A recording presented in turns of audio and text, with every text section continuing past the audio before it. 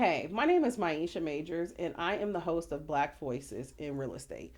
I am here to spotlight and talk about the challenges and the achievements of being a Black woman in real estate, of being a Black successful person in real estate. I've been in this business for 10 years and I've seen a lot of changes since I started. And I really want to talk about what it's like not only being a change agent in this business, but also highlight some of the challenges that we deal with as Black individuals and as Black women. Today, I have Kenice Perscell with me. She is a top agent here in the Inland Empire of California. And we want to bring to you guys not only some transparency, we want to have fun, and we just want to talk about what it's like being in this business called real estate. Welcome. Thank you for having me, Maisha. You're It's welcome. truly an honor. It's an honor to have you. So, let's get into this. Let's talk about what initially brought you into the real estate market. Like, what encouraged you? Who encouraged you? What was it that did it for you? Oh my gosh, I'm going to make it short and sweet because it can be very lengthy. My mother was in real estate Oh, wow. for 25 years and she passed away in 2014.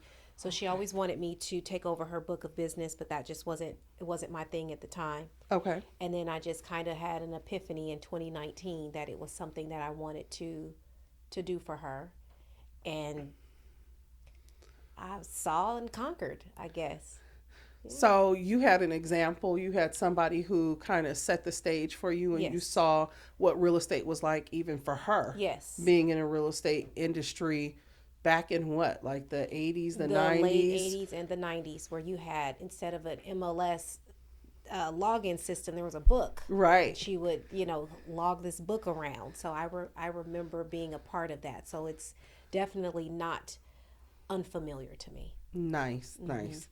So, in an industry that lacks so much diversity, what have you found worked best for you when it comes to not only being somebody who stands out in this industry, but when it comes to helping your clients? Like, what has that been like for you? So my clientele are very diverse. And the bottom line is, Maisha, I work with those who want to work with me. It is intimidating sometimes, I must admit, that when I come across non black clients, I do feel as though I need to kind of work a little bit harder or do a little bit more to show and prove my value and my worth. But at the end of the day, I work with those who Who want want to to work? work with me. I love that.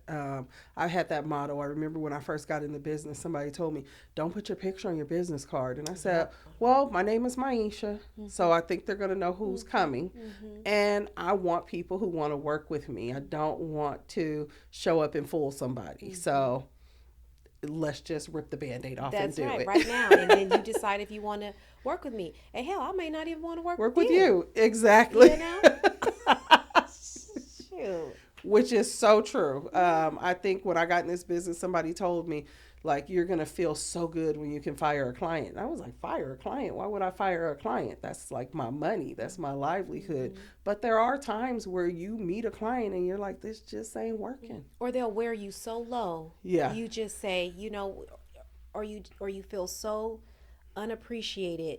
You go, I'm just done. Yes. We don't ever have to work together again. Absolutely. Yeah. Yeah. Yeah. Yeah. And that's part of being a business owner, period. I don't think that's just true in real estate. I think that's true in all businesses. There's going to be times where it just don't work out. So let's talk about something controversial, because so many agents get into this business because they think it's like selling sunset, $1 million listing. They're so excited because they think they're going to make big money quick.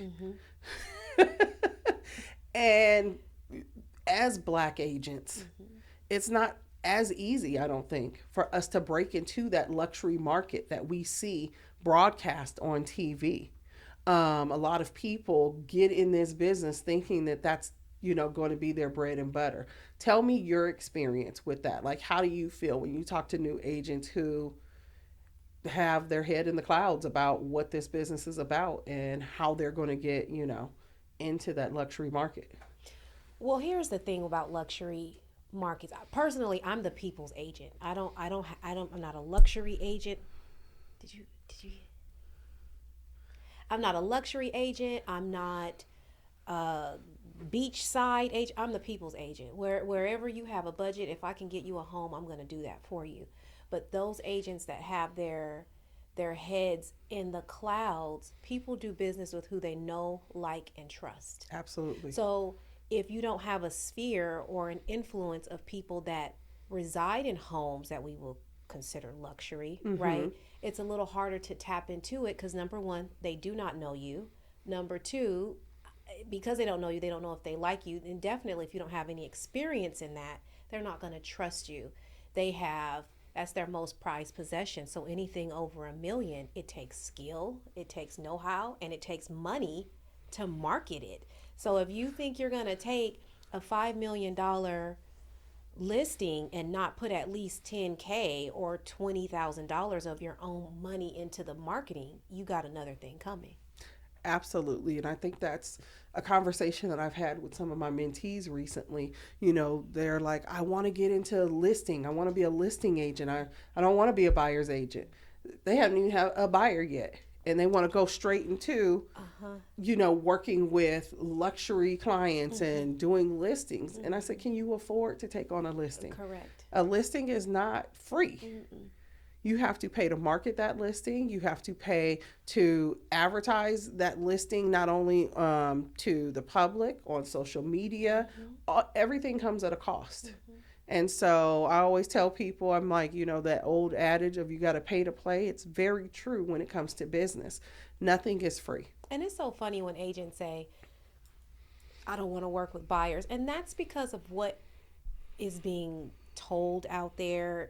Being a listing agent has been so sensationalized, and being a listing agent is awesome, but working with buyers, it's just still so very rewarding to me. Yes. And again, I'm a people's agent, so I think that agents need to be more realistic as far as what brought them into this business in the first place. And if it's only money, they won't succeed.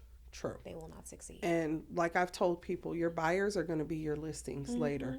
So the more buyers you build up, the more potential listings you're building up for your future. This is not what do they call it? A sprint. This is a marathon. You got to play the long game when it comes to real estate. My first deal was $205,000 in Paris.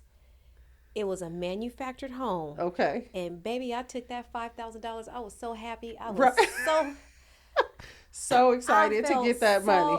And I got the lead from Op City, so I had to split. It was I just felt so happy, but it wasn't the money per se. It was the fact that I did it. That you did it. Yeah.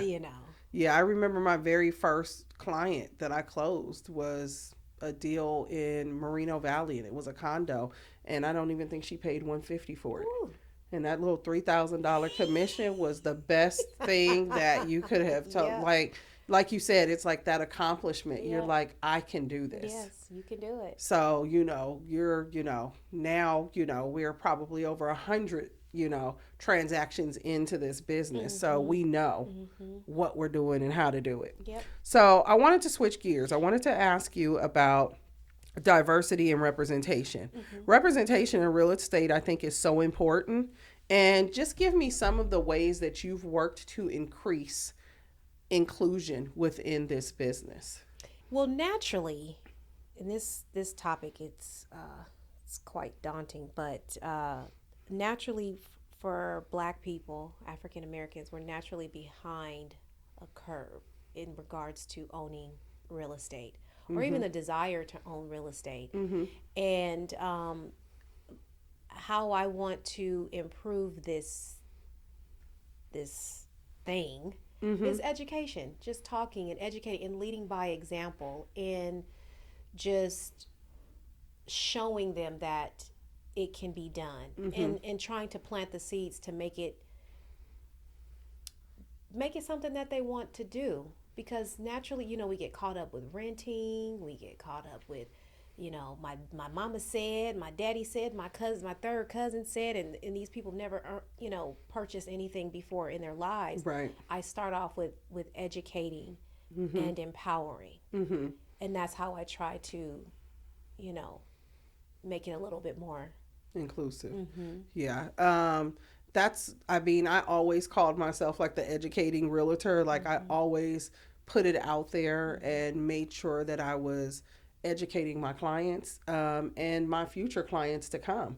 Like that education that I would just so freely post on social media was looked at crazy when I first started it, especially by a lot of the older agents. They were like, "What are you doing?" But for me, I was like, this is what people want to know. When I bought my first home, this is what I wanted to know, and nobody would tell me. So, like, I just saw a crazy number recently that said the average person will spend over $330,000 in rent before they purchase their first home. And it is just crazy I to can me. believe it. Of course, I didn't look at the breakdown of who's spending that $330,000. And of course, those numbers will differ depending on what part of the country you're in. But it even said, like, say if you're in LA County, that may be up to $600,000.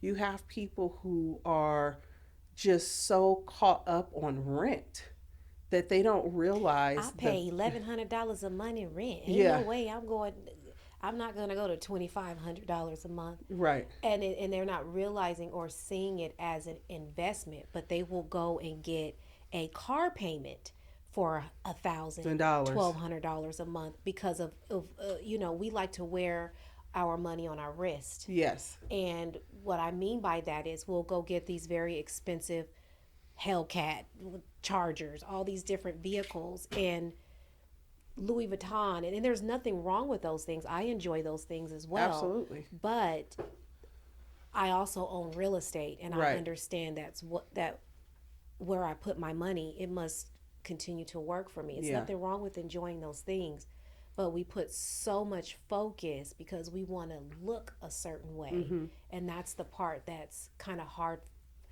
to shake out of. Mm-hmm. I remember a term, or a statement made on that movie, White Man Can't Jump.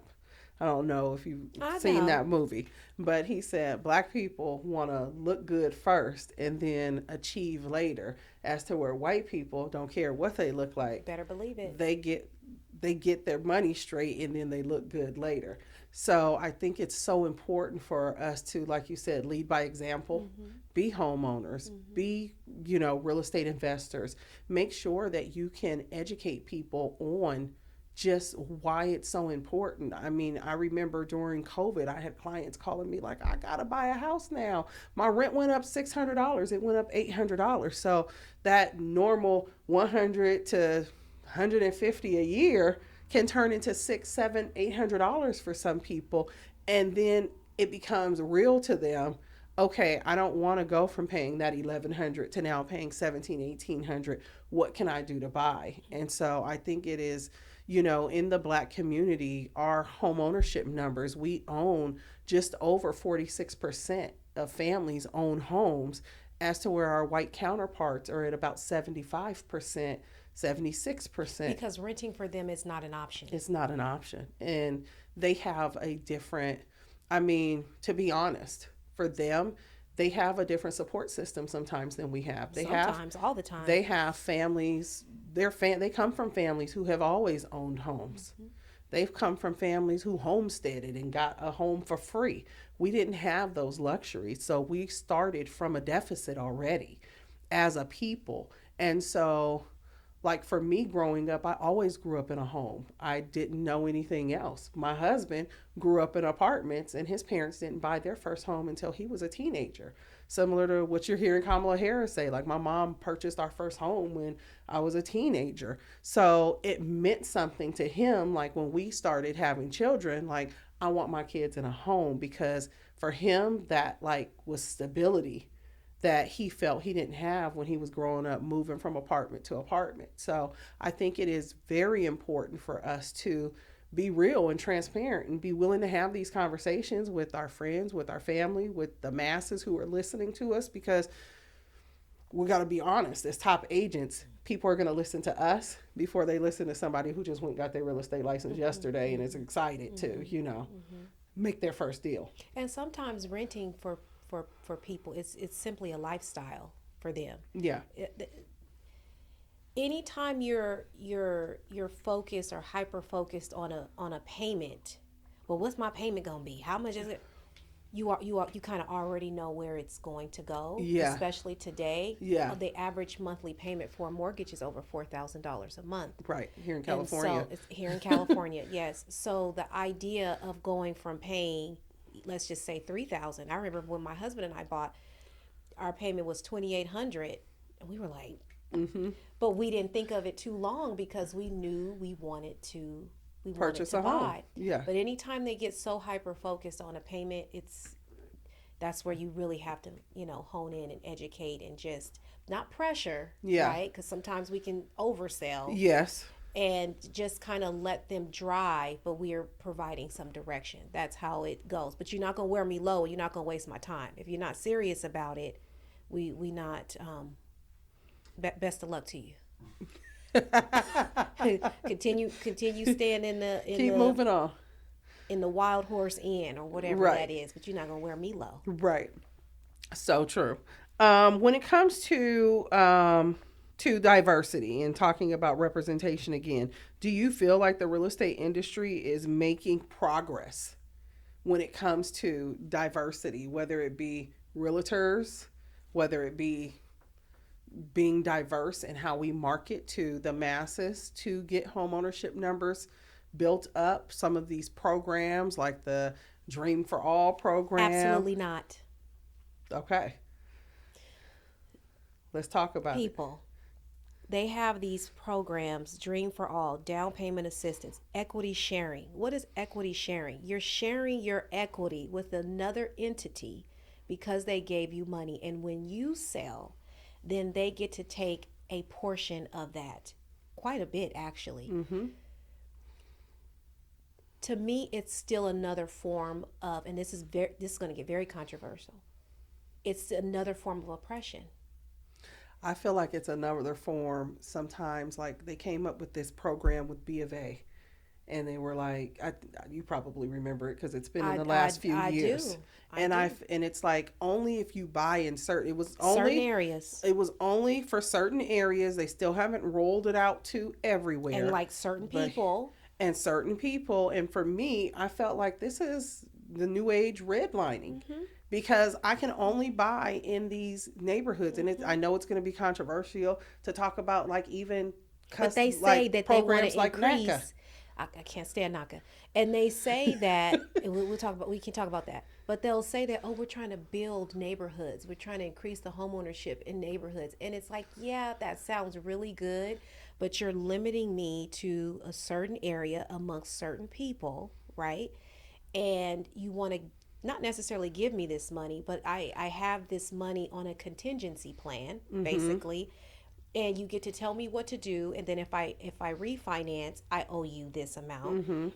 But I just have my own opinions about down payment assistance. I feel like if you can use your own, if you can borrow against your 401k, do that, pay yourself back. Yes. Than to pay absolutely another entity back. But that's my opinion. Yeah. I mean, I know sometimes just to get in the game, sometimes you have to use some of these down payment assistance programs, and I'm not against all of them. If that's the way that you choose to go, great, if you can get that assistance. But I really do think that people have to be willing to have that hard conversation, just like we're talking about how I'm saying I feel like it's the new age redlining. NACA does the same thing. They give you a pre-approval. They say, you're not going to have mortgage insurance. You're not going to have this. You're not going to have that. We're going to allow you to purchase a home now. It takes on 2 years. I was going to say 2 years for somebody just to get an approval from them. Yeah. And then when they get it, they turn around and you can only buy in these certain locations. Again, you're giving me something, but then limiting my ability to use it. And so I agree. Like if you can use your own money, borrowing against your 401k, if you can get gift funds by, any means, Whatever it is to avoid using down payment assistance, if you can do that, I think that is a complete better option. They would rather utilize, especially black people, would rather utilize down payment assistance to avoid using their own money Mm-hmm. because they want to keep the money Mm-hmm.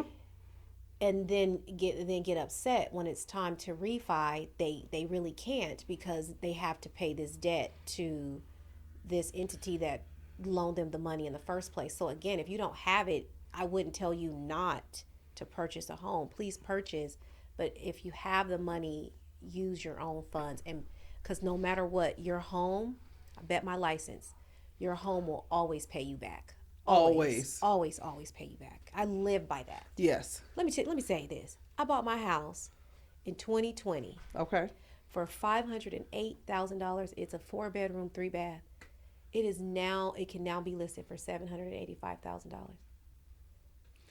And again, just like you just said that, I bought my first home in 2007. Ooh, that was I good bought that times. home for, that's when the market started to crash. Yep. And I thought it was like done crashing, and it wasn't, unfortunately. But I bought that home for $265,000. Where? It was in San Bernardino. Okay. I sold that home, and I didn't make that much off of it. I walked away with about 60 grand once I sold that home and put it on my new home. So my current home I bought for a little over 400,000. It was like 412. Bought a brand new construction home from the builder, put 60 grand down, was able to pay some stuff off. It was wonderful. Today I only owe about 360,000 on this property that I can sell for a little over $700,000. So like Kenice said, your home is always going to pay you back. Always gonna pay you back. Just buy it and wait. Yep. That's all you have to do. Buy real estate and wait is the game. Unless you're deciding I want to get into this business to flip. If you want to flip, then of course you have to buy at an extreme discount so you can do the repairs to the home and then turn around and flip it and make a profit. But even those people doing that flipping, they're not making the biggest profits that most people think they're making. These people are usually walking away with, anywhere from 40 to maybe 60, 70 grand in profit after they flip this property and put all this work into this property. Mm-hmm. So I think that's another misconception that a lot of people have. You have people who want to get into this business. Everybody want to flip. Yeah, everybody wants to flip. And with no money. With no money, no resources, no contractors. Like, that's a whole nother ball of wax. We're going to have to talk about that one next time. I did want to ask you another controversial question. It could be considered controversial. My other question is, what do you think about the appraisal bias situation that happens amongst African Americans selling their home? I've had it happen to me. I know we discussed, you said it has not happened to you. Hopefully it never does. But what's your opinion of it? Like, how do you feel about that whole situation? It Black pisses people, me off. hide your kids, hide your wife. No, I'm just kidding. Seriously? No, it has not happened to me, but I've definitely read about it. Yeah. Definitely heard about it, and I know that it's a very real thing. Yeah. And it's unfortunate because I know I had read something. I can't remember what state it was in, but they had one appraisal done with their pictures up. It was a black family, Mm-hmm. and it came in under value. And then I guess they went through a whole issue, and then they changed out the pictures, Mm-hmm. and then that one came in at value. And I just thought, and so it's definitely real and sad. Mm-hmm. And it's sad that we're still here. Mm-hmm. I hope I don't ever have to go through that. I know you were sharing with me, what happened with you, and I just hope that more consequences are implemented, and I hope that some more enforcements. I mean, excuse me. We're being real. Go ahead. All the rules that's coming down on realtors. Maybe some more need to come down on appraisers. On the support to Absolutely. realtors, appraisers, Absolutely. escrow companies, title companies, because sometimes there's some crazy stuff that happens within this business. Back in the day, I remember with my mom when she was, you had appraiser partners. And you Yes. could send your own appraiser out to get you the value that That you you needed, needed. right? Right.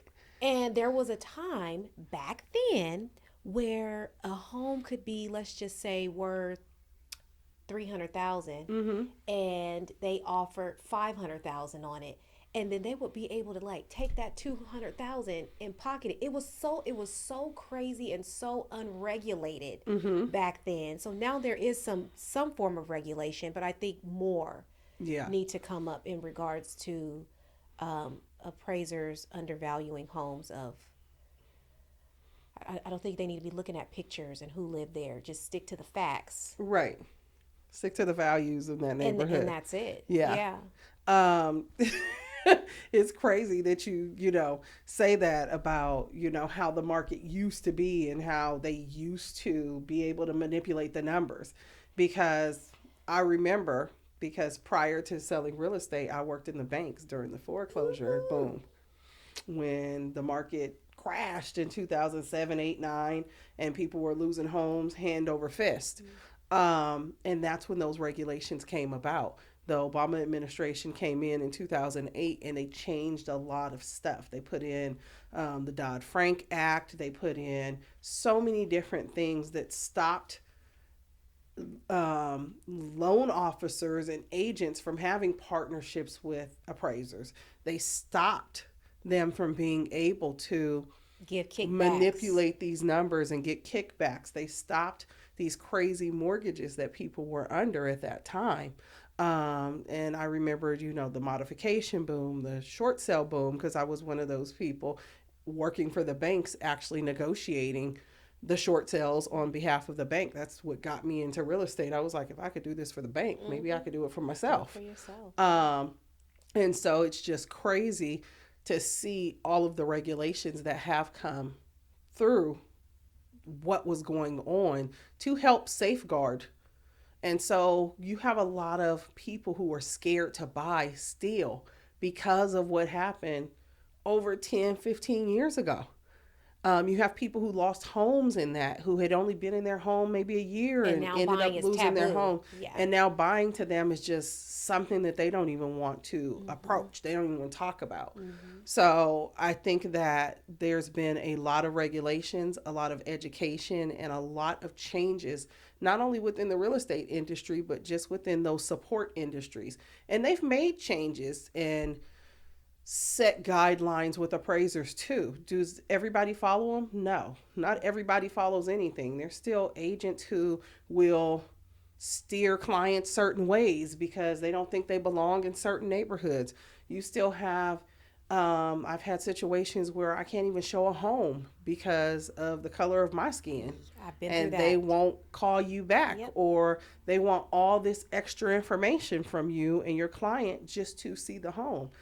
I've had that even with rentals. Yep. Rentals are so Oh, unregulated with how they are ran and how biased and how discriminatory they people want can they want be. certain credit scores. They want you to make three times the rent, and they want to see driver's license. They want to know who they're Who renting they're their renting home. to. Yeah, so it's so much easier to just buy the house. Just buy the house. You If the you're going to pro- pay somebody $3,500 a month to stay in their home, to rent their home and deal with them being your landlord and God knows what comes with that, buy your own and the property. prerequisites to rent is so much So more similar. difficult to than to buy. Mm-hmm. Three times the rent and having an 800 credit score. You don't have to have an 800 credit score to buy. I've even had other agents say they wanted my clients to put 6 months and rent Yes, down. I've had that. And I'm like, that's unheard of. Like, you can't do that. I mean, but they're doing it because it's unregulated, unfortunately. Um, so, what advice would you give to a young black woman or man thinking about coming into the real estate industry and wanting to not purchase, wanting to actually sell properties, wanting to find out what this is about? How do I break into this and be just as successful as Kenice? You know, it's so funny. I still have messages on social media of different agents that I reached out to when I got my license, just wanting to kind of get under their wing, and just how many read and did not respond to my Mm, messages, or in essence turned me away. And with that, I want to be different. mm-hmm. So young women, men, whoever want to get into this business, I encourage you to get mentorship, talk to someone. I'm open. I love talking to new agents and educating new agents and setting that realistic expectation. And it sucked in the beginning not knowing where to go, or what to do. So I didn't have any guidance. I literally relied on YouTube, Mm-hmm. podcasts, and just having grit. And I'm a hard ass worker. Yeah. That's what it boils down to. Yeah. And you have to be consistent. You have to figure out who you want to work with. This, you start with you, not necessarily who wants to work with you, but who do you want to work with. Mm-hmm. Most of my clients are single women. Mm-hmm. I don't know why, but it just seems to happen that way. You have to be consistent. You have to be willing to work hard. Some will tell you you need to, sacrifice your time with your family and all that. I completely disagree with that. And some will tell you you have to cold call, door knock. I disagree with that. There's ways that you can get business doing things that you absolutely love. And but first things first is to get with somebody that aligns with your views, right? Um, and just kind of take it from there. Mm-hmm. Yeah. Yeah, I love that. Being a new realtor, I was like Kenice, I had no help. Mm-mm. Nobody sat there and gave me a blueprint or a playbook. I literally used YouTube at the time. And YouTube was like my best friend. YouTube University is what I used to call it. And so I really think, and even coming into this business, if you are new coming into this business, be willing to be resourceful and figure out what things can I do, because like you said, door knocking is not necessary, I don't do cold it. calling is not necessary. I did not do either one of those. And I um, won't. you don't have to. But like Kanice said earlier, it's who you're surrounded with. Do you know people who have luxury homes? Do you know people who are homeowners? Your network is truly your net worth. Yes. That is where you will pull Mm-hmm. your clientele from. You have to really figure out, okay, who do I know? Who owns homes? Who wants to own homes? Who can I educate? Do I myself own a home? You don't necessarily have to own a home, but it makes the process a lot, I would say, easier as a realtor, because you're able to educate people on a totally different spectrum than you would not knowing what the process is. You don't know. I've seen realtors literally say, oh my God, I've been in this business 5, 6 years. I had no clue what it was like. And now I feel bad the way I used to talk to my clients or treat my clients about this process. And now I want to, be, more empathetic and educate people more now that I've gone through it myself. And I will tell people, it doesn't matter how great your credit is. The process of buying a home is still the process, and you're not going to get around it. It's not free. So many people are like, I want to get in with no money down. I don't want to have to put no money down. It's not a free Mm-hmm. thing to buy a home, but it is so rewarding. And it is like I tell my clients, like, okay, today, yes, you may not want to make this $3,500 payment, but you can, according to all the numbers, you can make this payment, right? But in 2, 3 years, are you going to have raises to make this 3,500 payment Yes. even easier for you? Mm-hmm. Are you going to possibly have a different job? I had a client, her and her husband were buying a home. Her husband had a really good job. She was in school working on her master's degree. I said, how much longer is it going to take you to get this master's? And she was like, oh, I have like another year. I said, so in another year, you're going to have gainful income, gainful employment, and income coming in the house. So this, at that time, I think it was like a $1,700 or $1,800 payment. I was like, this payment is not is going to be a cakewalk. So right now, yes, you may have to budget. Yes, it may seem like a struggle, but you're going to get through it. And This is eventually not. somebody's going to pray for your payment. So what I mean Yep, by that is when absolutely. I was at $2,900 a month 4 years ago, people would love to be at $2,900 a Mhm. month. It was shocking for us at the time because we came from renting an apartment in Rancho Cucamonga at the time. I think it was $2,000 a month. So Uh-huh. coming up a couple $100 is like, Yeah. but it was nothing to say, we didn't want to do it. And the same Yeah. thing when payments are $3,500 a month. People are still hoping, like, oh man, I wish I I could do wish I could get $3,500 3,500. because now it's $4,500 a month. So you keep waiting. You ain't gonna buy. You're not buying nothing. You're not going to buy nothing. Yeah, yeah. That's the thing about waiting is you wait yourself out. You price yourself out. Yeah, Pricing yourself out is a big situation. that's a different That's a different segment. conversation. Yeah. So, I got a couple more questions for you. This second to last one is, what do you see for the future of real estate? What do you see happening in the future of real estate? What do you see happening? Like, how do you want to continue to make an impact in that future? I see a lot of iBuying programs coming up, Zillow Realtors. I see AI. Mm-hmm. I see there will become a time that real estate agents, to the magnitude as many of these top one percenters or these heavy hitters, will start to may have to find other means of income Mm-hmm. because we're going to be replaced by bots, and they're going to streamline it so much to where, especially for these newer people coming up, we may be obsolete. I don't know. I pray not, because Yeah. people still want that personal touch, but there's going to be a way to for a buyer to buy without representation. I think I mean, I went to McDonald's. Don't judge me because I do eat McDonald's, the fish fillet. There was the robot. There was the You just put your little order in, and then Nobody one takes your order person, anymore. no, one person came out and handed me the order. That was it, and I said, "This is insane." So I don't know. And as far as the impact, I want to just continue to educate and be that person that's available, that you know just to continue to add value so that my services are still needed Mm-hmm. and desired Yeah. above all.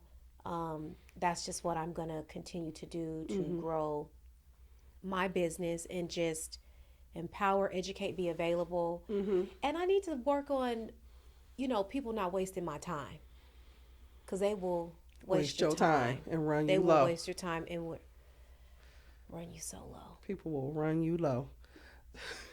And sometimes I drink my wine. I say, I don't even know why I'm doing this shit. I don't even know why I do this. I don't want to do this anymore. I'm just going to say, forget it, because you get so exhausted from people being people. Mm-hmm. So, agents, you're going to be worn low to the ground. You're going to be crawling. But guess what? You're going to, that one client that's going to appreciate you and give you all the credits that you deserve is going to make it so worth it. I know I got off topic, but I just need to say that. It's okay. It's all good. One last question. Mm-hmm. What mantra, or what do you think, or not what do you think? What kind of mantra do you live by in your personal life and your professional life that keeps you moving on? You kind of were talking about it just a minute ago, how people run you low, but it's that one person. But what mantra do you have that just keeps you going? The Lord. All right. Yeah. We are constantly, this is another podcast. I know I'm constantly at war within myself Mm-hmm. between uh, my flesh Mm-hmm. and, the spirit, Mm-hmm. and just relying on Him Every day, always, yeah, and always. every day, and just realize that 10 years from now, 5 years, 2 years from now, what I'm worried about right now won't even matter. Absolutely. And so just staying focused in trying to to stay and look up instead of looking within me. Mm-hmm. Look up because Mm-hmm. He has been my provider. He has been, and when I get scared and when a deal isn't going to close or Yeah. whatever the case may be, it's like, you know what, Lord, okay, because nothing you do is a mistake. Yeah. Everything you do is perfect, including what you're doing for me in my life, Mm-hmm. and I just have to rely on that, Maisha. I really do, because otherwise I would not do this. Mm-hmm. The flesh would give this up, but He gave this to me, Mm-hmm. so I have to look up and not look at me because I can't do it. Right. I can't do it, so I have to look up. I love it. I think I have some of that same fight within me. I know it's the God in me. I know it's Jesus doing whatever.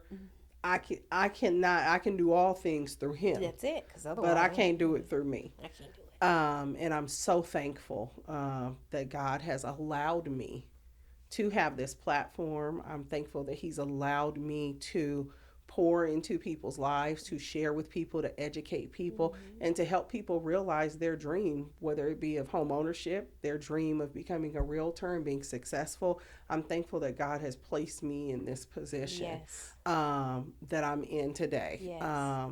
Because there's been times where you said, like, I wanted to run from it. I was like, these people are running me Yeah, I low. don't want to do it. And I really had to come to a place where I learned that I can only control so much. And so I had to focus on what I could control. And I focused on, if God brought these people to me, if God brought this opportunity to me, then He obviously wants me to see it through for some reason or learn something from it. So I take out of it what I can, learn what I can, and then I continue to move on and help clients. But people running you low, They will do it. that's just part of being a business owner, period. And I agents think. too, the new people, don't look over the fence. Don't look at what other people are doing, and then you feel that you're not as successful. God does things in certain people's lives, and you have to allow them to have that moment. You have to allow that and be proud of them. Pray for them. Pray for their business, because what's meant for you, nobody can take that.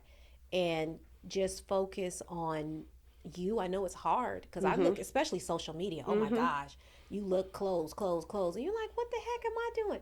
You have to, you have to focus on. You gotta You focus have to on. focus on you. And is this even your purpose? Is this even what you're supposed to be doing? Because God will close doors if it's not. You have to think about that. Yeah. So don't look over the fence. Don't worry about what anybody else is doing. Focus on you, what you got going on, and because the Lord just makes a way. I don't know. I can't explain it. He does. Yes, He does. So I want to thank you, Kenice, for joining me today. This has been amazing. I love the openness, the transparency, and just the realness of this conversation. I know, sometimes we get caught up in just our business every day and our deals, and, we don't sit and really think about not only the impact that we have as, women, as Black women, as wives, as moms, as, just people in our community. And so I'm just so thankful that you were willing to share and be open. Thank you for having me. And thank you for coming. This has been wonderful. And until next time, I will talk to you again with another guest at Black Voices in Real Estate.